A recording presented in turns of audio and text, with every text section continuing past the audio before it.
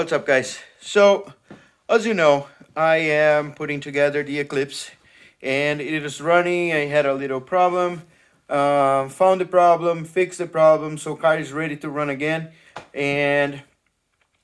But I want it to be quiet, so I want to make the exhaust. As you see, I bought the exhaust. The exhaust goes all the way there, but I need something that goes from there all the way to the front of the car. And I have a downpipe here that was made by Chess, and nothing better than do it myself. So I bought a TIG welder, which is the Eastwood TIG 200. I know you can read. I've never welded before using a TIG welder, but look at that. It took me a while, as you see. I'm gonna show you the bed too. Videos about those things are coming, but yeah, as you see here, look at that. It's not bad, huh? Not bad at all.